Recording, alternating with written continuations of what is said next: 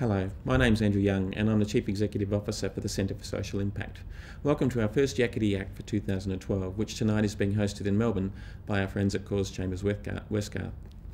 Tonight's guest is Tom Harley, a former AFL All-Australian Vice-Captain and Geelong Star and Captain. Tom is the General Manager for the AFL in New South Wales and the ACT and provides expert analysis for Channel 7's AFL broadcasts. In 2008, Tom was asked to be an ambassador for a Geelong Advertiser newspaper campaign against booze-fuelled violence, and is also an ambassador for Bowen Health. And in 2009, Tom was invited to be one of 24 national sports leaders to develop a response to the issues facing sport and the broader community at Parliament House in Canberra. Tonight's interviewer, as always, is Peter Thompson. Tom, it's wonderful to be among one of the greats. I'm one of the gods. I'm not sure I qualify for that, but it is nice to be. In fact, I can almost see Geelong down the road there, so it's certainly nice to be here. What's it been like making the transition from being in that role of captain of a very exciting period in the team's history to going to being an executive? I've really enjoyed it. I haven't met a player yet who makes the transition as smoothly as perhaps they think they might, and I certainly had a fair idea of when my end date was going to be, which ended up being, fortunate enough for me, was a grand final in 2009. And I had some ideas on what was next. I was lucky enough, I guess, to finish on a really good note in a really good team. So from a personal point of view, my lasting experience was a really great one, and I was very fortunate that, because there are obviously some players who don't get that opportunity. They might be cut, they might be injured, all those sorts of things. So I finished very satisfied with my career. Well, certainly on a high. Did you prepare yourself for it? Yeah, I did. I think you have to. And I studied. It took me longer than most to finish my degree. I started in Adelaide and ultimately finished in Geelong at Deakin University, studied a commerce degree. I did a little bit of work in the media, mainly as captain of the footy club. I was always keen to surround myself with people who I thought I would be able to learn things off. That was a lesson I learned from our president, Frank Costa: surround yourself with good people, and I certainly tried to do that. And I was also probably willing to give a few things a go. Now, your initial role in leaving was to take on a bit of a consulting role to the emerging giants of Western Sydney. It was. It's hostile territory to be working in. Well, I should declare it first. The reason why I moved to Sydney was because my wife's a Sydney sider, and she pulled rank on the decisions in the household. So Well, Sydney's a better city, of course. Well, I'm not sure. I'm not sure where I'm from, Peter. I'm a parochial South Australian that spent a lot of time down in Geelong and Torquay, and obviously now live in Sydney. But my wife's the editor of Women's Health magazine, which is, well, a large percentage of editorial contents out of Sydney. And I guess one of the things I did make my mind up on was that playing football at that level is a very selfish existence. And for the last 3 years of my career, Felicity would fly down 3 out of 4 weekends to Avalon Airport, and then fly back on a Friday night, and fly the last flight back on the Sunday night.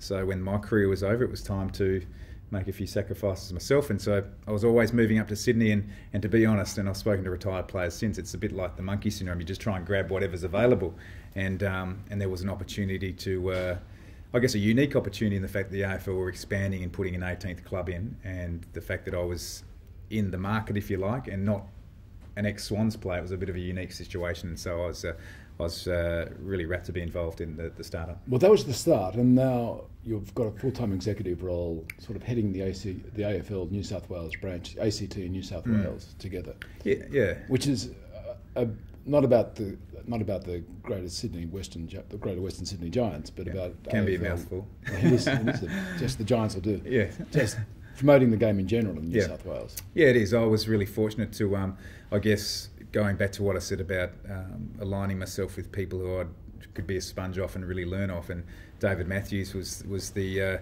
he's ironically now the Chief Executive of the GWS Giants, but in his role he was the General Manager of National and International Game Development. He saw something in me that perhaps he'd like to develop, and he offered me a role. Once, I will declare my hand that once, in the consulting role that I had was during the campaign phase of the Team GWS into the Giants, and being a parochial Geelong person with blue and blue and white blood flowing through my veins, I couldn't commit to another club. It might sound petty, it might sound a bit pathetic, but that was the way I was at the time and still am. And if I'm living in Sydney and I can't be associated with the Geelong Footy Club, the next best thing's obviously working for the greater good of the game, and was offered a full-time role. So what are you going to do? You've got 4 codes. You're the 4th, definitely the 4th code. Well,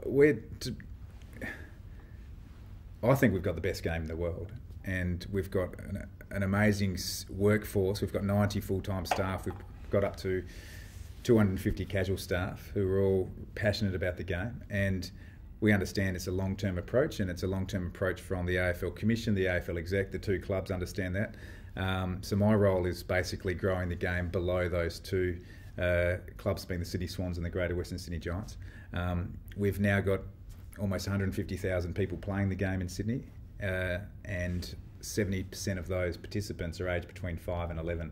So it's a really exciting time to be involved. So basically we're setting up a foundation for long-term sustained participation. It's not a competition in terms of direct competition for knocking out other codes, if you like. We are of the understanding that New South Wales, population of 7.5 million people, can cater for 4 sports, and we're part of the platter offering. Let's go back to the early days in Adelaide. You went to St Peter's, and St Peter's marks the man, just as you were saying to me earlier that Geelong Football Club is the 2nd oldest sporting club in the world. Football club in the world. Next to Melbourne, which is a year older. Just 6 months, they needed someone to play, so so there had to be someone. Yeah. They had to look. They're probably ruining that decision at the moment. Sorry to all the Melbourne fans in the room. St Peter's was set up, a matter of half a dozen years after South Australia was founded. Yeah, it was. It'd be stretching my history, but I think it's 1847, and the state was founded or the city of Adelaide in 1836. And it was drilled in us that it was the longest running school in Australia. I think King's School in Parramatta is the oldest school, which we were told broke for the war a couple of times. So they knocked out their qualification to be the longest running school, and it's a great school. One of those schools where I think, in hindsight, you don't realise the opportunity you've got. It's immaculate grounds. The opportunities afforded to the students that went there, myself included, were outstanding. But in saying that, I did really enjoy leaving school. What happens there? Well, Adelaide, as I said, I'm a parochial South Australian, and the easy thing to do, the normal thing to do is graduate from school, maybe take a year off, jackarooing or going over to England. Let's go back to St Peter's for a minute. Yeah. What is it about St Peter's that makes it powerful? I think it's the history, the tradition, and the quality of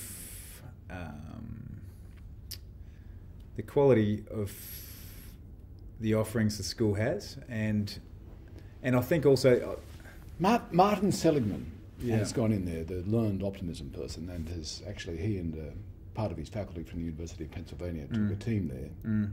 They turned up and worked with teachers during the summer break and have brought in sort of a new curriculum based on optimism. Right. And you were a little surprised by that and said that might be a very useful adjunct to some of the downside of the traditions. Well, I think those big schools, and having spent a lot of time in Melbourne and now in Sydney, really need to take that approach.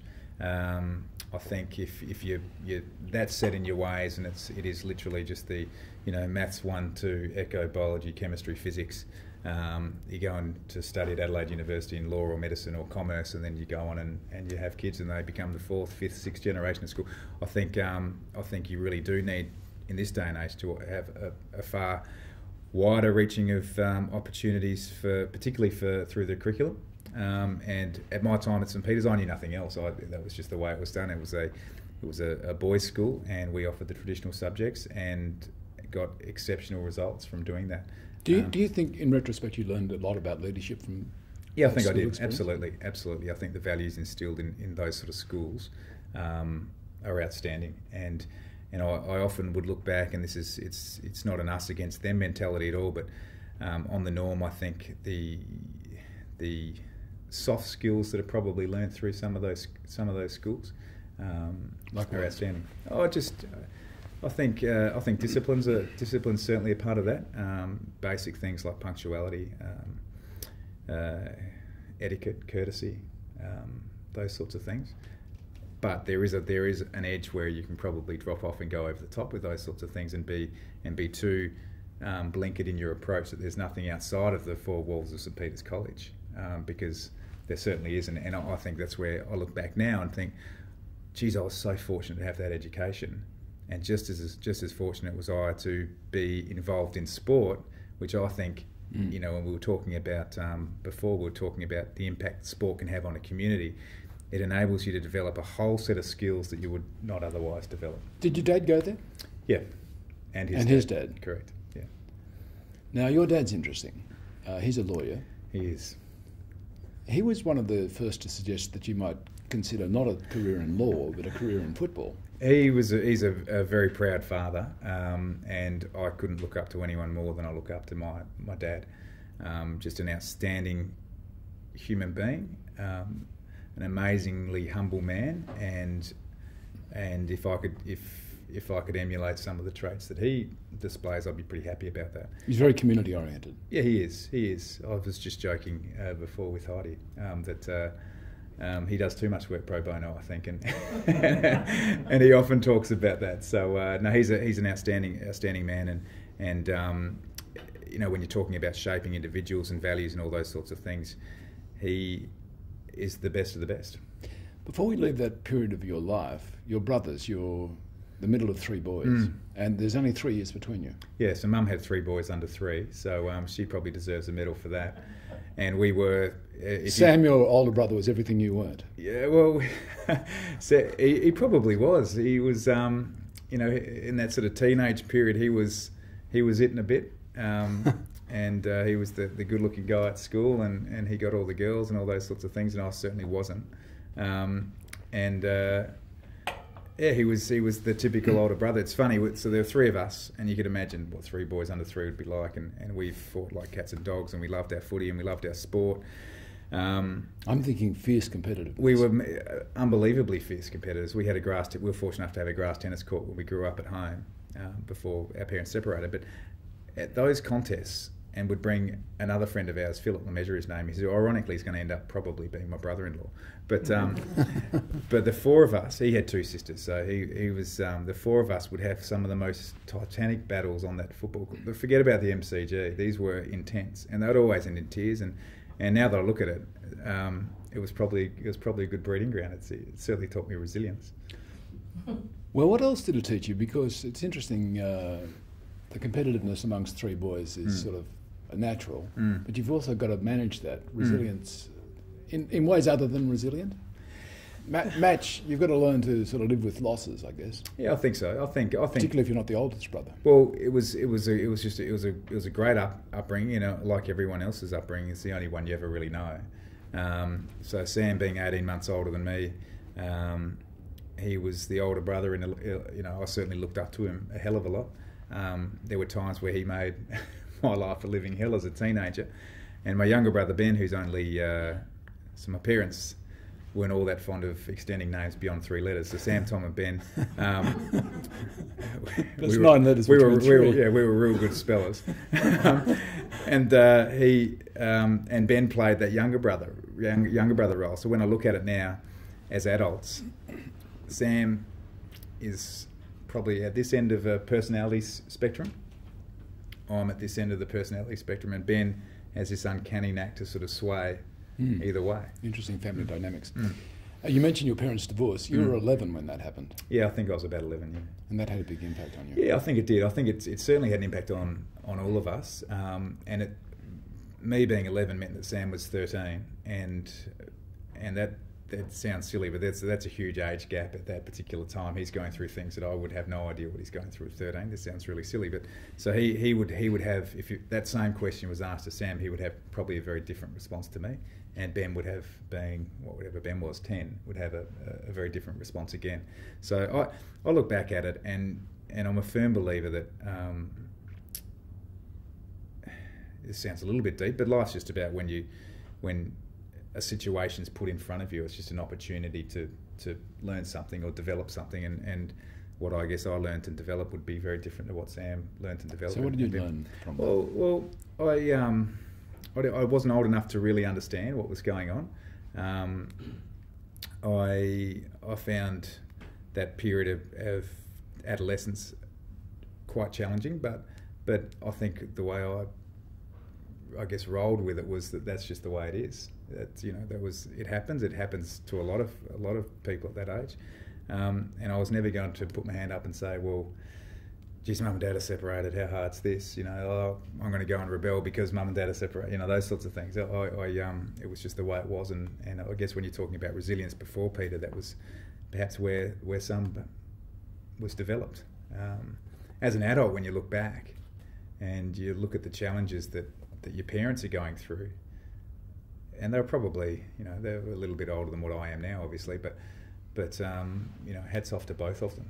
It was they played a role where there was never, apart from, they never spoke ill of each other to us when they were separated. Obviously, when they were together, you'd hear things like that as a kid, and that's just the way it is. But credit to both of them that they have gone about raising their boys in the best possible way, albeit not in the traditional format.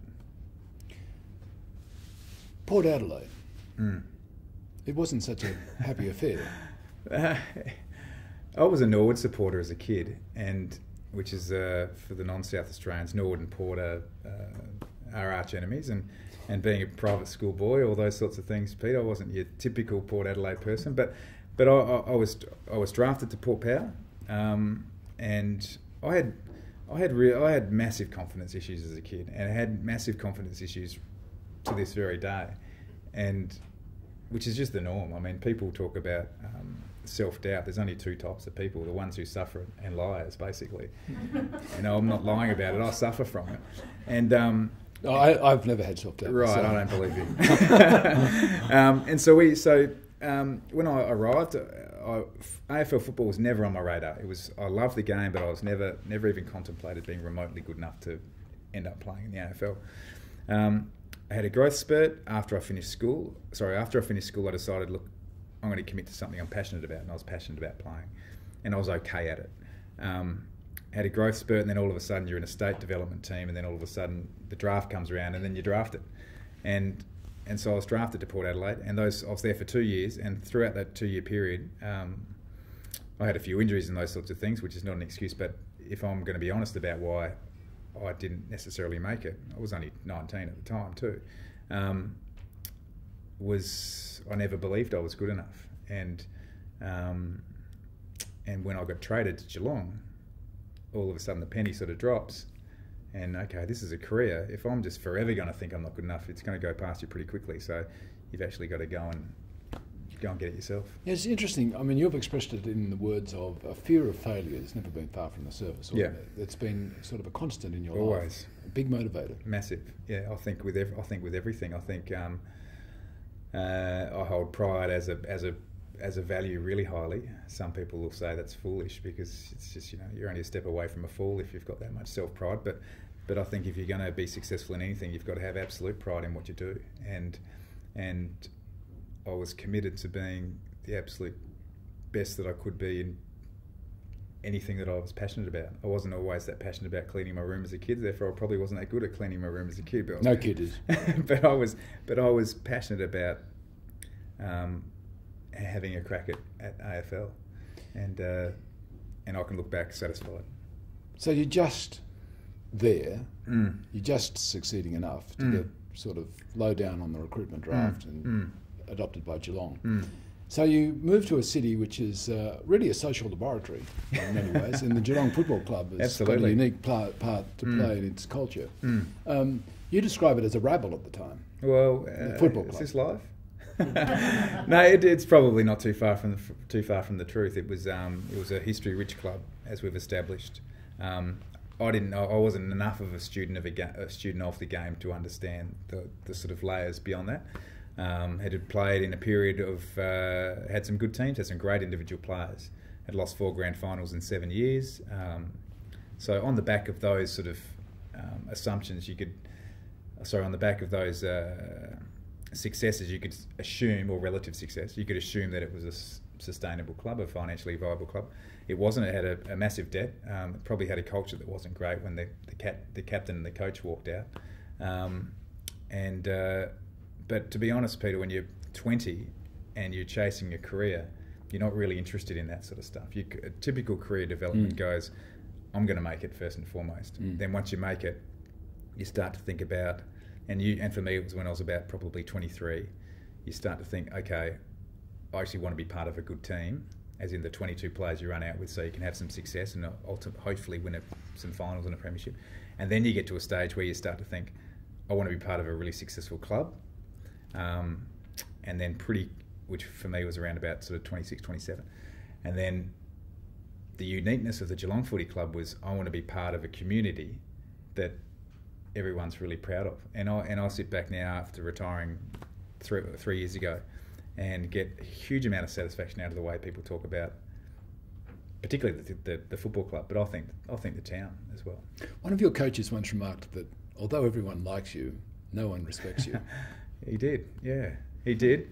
That was probably the most difficult encounter to deal with that one. Well, footy clubs can be quite brutal places, and that was, I was 20 at the time when I got that feedback, and it was the most poignant piece of advice I got throughout my whole career. And then, what did you take from it? Well, that basically in any, I guess, I think this, it's not too far-reaching to say in life in general is about being respected and being respectful. And I always thought I was. So when he was talking specifically around the way I went about my preparation for football. Preparation for football. Yeah, in terms of your training and all those sorts of things, which I always really prided myself on. But if I look back, I think, well, hang on, I went to Geelong.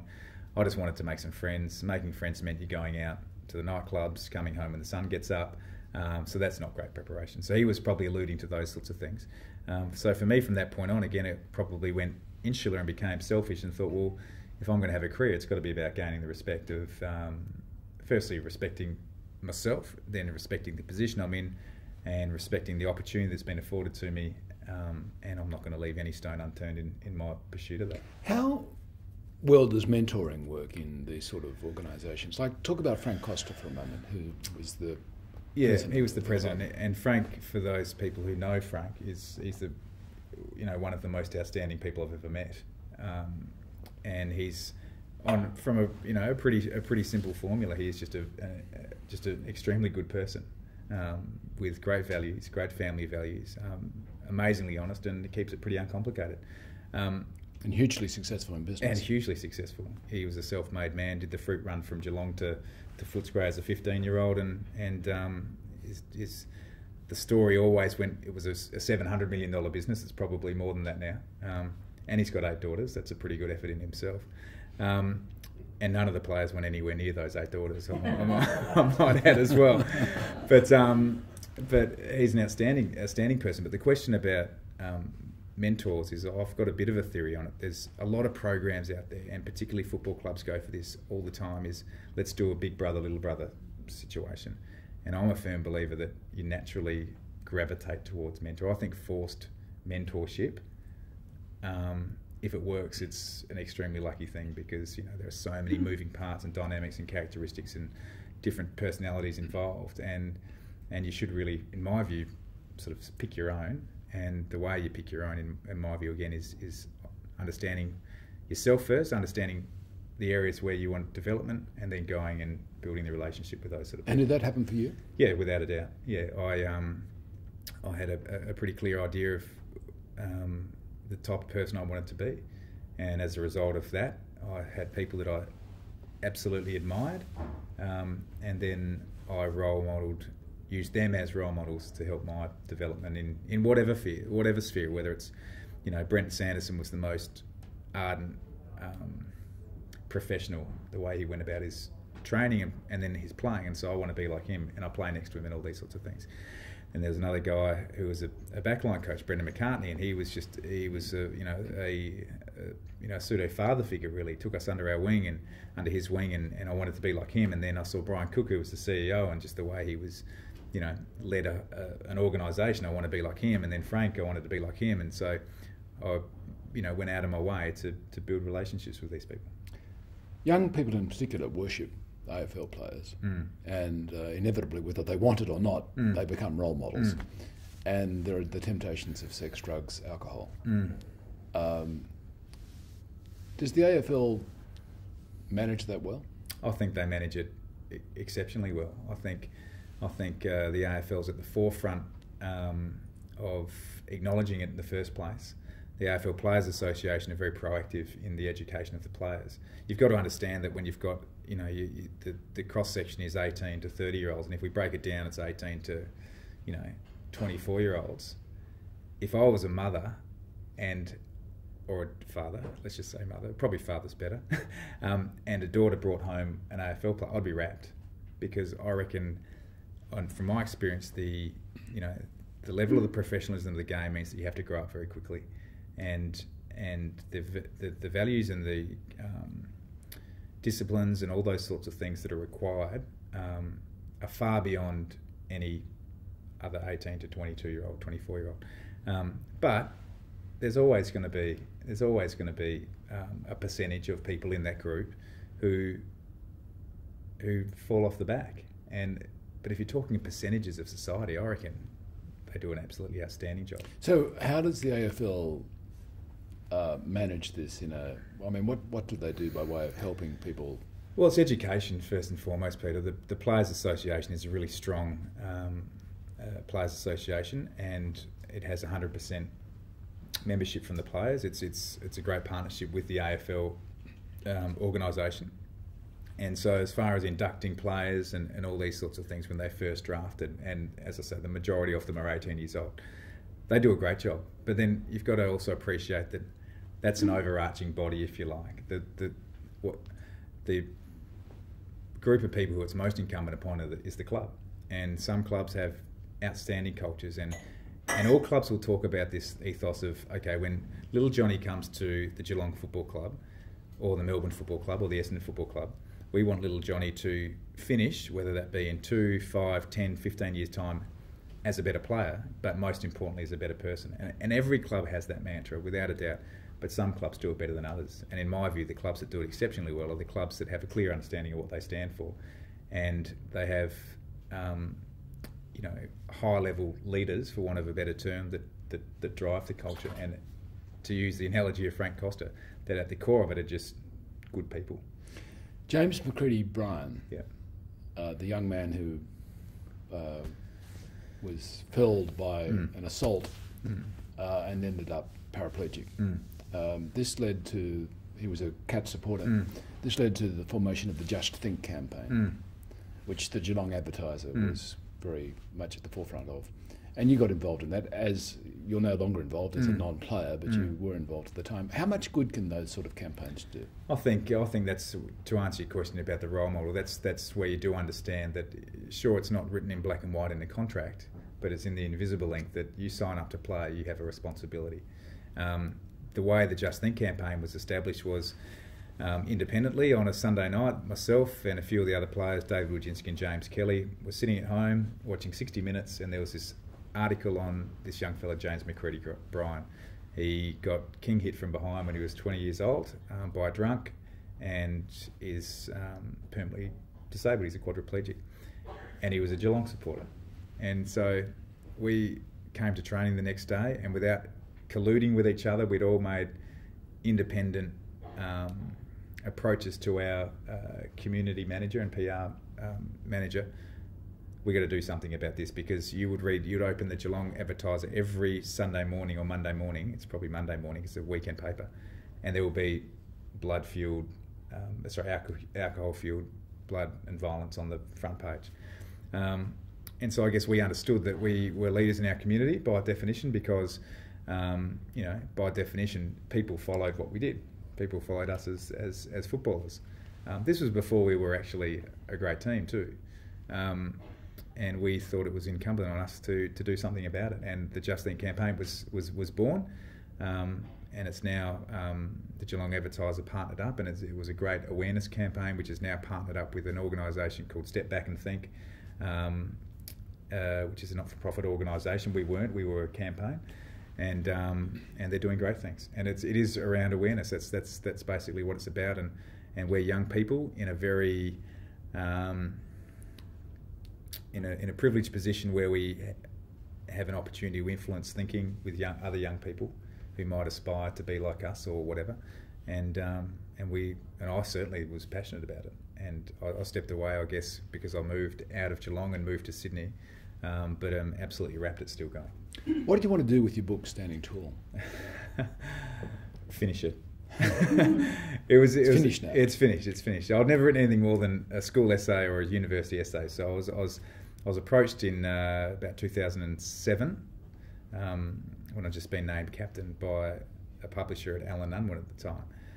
And I just assumed that all people wrote their own books. I was probably a little bit naive. And so the publisher said, you've got 3 options here. You can write it yourself, co-write it, or have it totally ghostwritten. And I thought, well, geez, if I'm going to put my name to something, I may as well write it. So by the end of 2009, I'd had about 4,000 words and had other things to focus on. But after I retired, and then I got married, and then I went on a honeymoon, all these moved cities, all these sorts of things. And my honeymoon was a 5.5, 6 week holiday through Central America with my wife. And I did a lot of writing and brainstorming. Then I found it really cathartic. On the honeymoon? Yeah, when you're sitting on a beach in Tulum in Mexico, it's a nice thing to do. And more sort of brainstorming. And it's really interesting, Peter, I'll just touch on that, just digressing a little bit.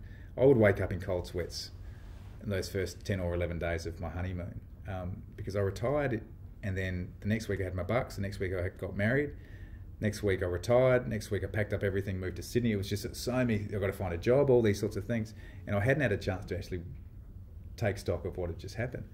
And for the first 10 or so nights of my honeymoon, I was waking up in cold sweats, just recounting sprays that I got from Bomber Thompson, the coach, and mulling over these kicks that I missed and these goals that my opposition. It was horrific. But anyway, so it was that whole period was quite cathartic. And I was given a deadline by my publisher and said you have to have it finished by March the 31st. And so for a 6-week period, I would lock myself in a room from lunchtime onwards when I could, and finish off the 45,000 words from that. So I was really proud to have written it. But it was anecdotal. It wasn't research based at all, and very conversational. So I extremely proud of it. But back to the question, I realise I'm waffling. I probably saw it as an opportunity to share with potential readers some of the things that I went through as a kid and the lessons I learned through my career, because I think most people can relate to. There's no one who has experienced things that no one else has ever experienced. I know that's sort of waffling a little bit, but if I could relate to someone who thought that perhaps they could never relate to me, that's a good win. So what goals do you want to kick now? I want to have a family first and foremost, and I'd love to do some further study. One of the things you never have the opportunity to really do when you're playing is go and travel, and I would love to go and be a full-time student at one of the schools in the States. And so that sort of ticks the study box and ticks the travel box at the same time. And then I'm really passionate. What I have learned is don't stray too far away from your passions. And I'm passionate about the AFL. I'm passionate about sport. I'm passionate about teamwork. So I'm sure that I'll find something that ticks those boxes down the track. Tom, what a good conversation. Thank you very much. My pleasure. Thank you.